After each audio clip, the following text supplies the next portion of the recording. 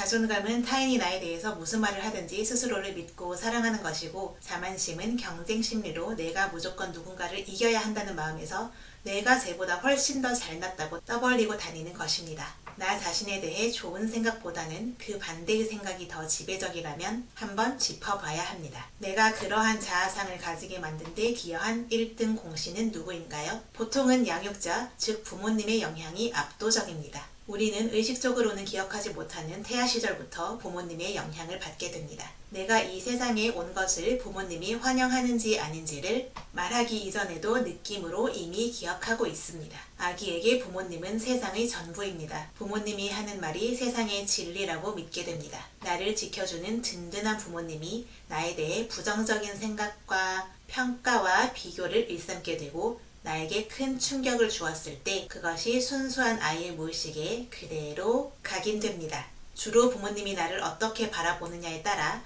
나에 대한 평가를 스스로도 부모님이 나를 보는 방식으로 내리게 됩니다. 예를 들어 아이가 "이렇게 쉬운 것도 못해?" 라는 말을 들었다고 합시다. 그 한마디가 아이의 순수한 마음에 수치심을 심어줍니다. 아이는 바로 스스로에 대한 가치를 낮게 평가하게 되며 "그래, 나는 이런 것도 못해" 라는 열등감에 사로잡혀 수백 번, 수천 번, 수만 번을 되새기다 보면 자존감이 높아지기 힘든 것이죠. 나는 그런 사람이라고 생각하기 때문에 그 기대에 꼭 맞게 행동하게 됩니다. 자존감이 높은 사람은 자만심도 높을까요?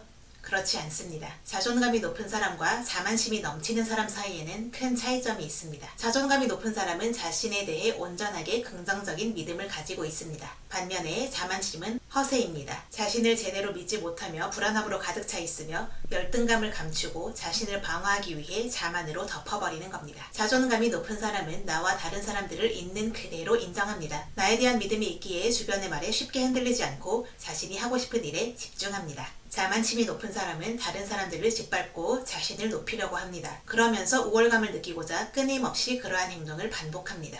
자신을 높이고자 다른 사람들에게 상처를 주면 그대로 돌려받는 것을 깨닫지 못하고 말이죠. 나와 다른 환경에서 자란 사람은 분명히 나와는 다른 자존감을 형성했을 겁니다. 나와는 확연히 다른 세상에 대한 믿음을 형성했을 겁니다. 완전히 다른 어린 시절을 보낸 두 사람이 대화를 나누면 서로를 이해할 수 없는 경우가 많습니다. 같은 것을 바라보면서 완전히 다르게 생각합니다. 어떤 사람의 믿음이 진실일까요?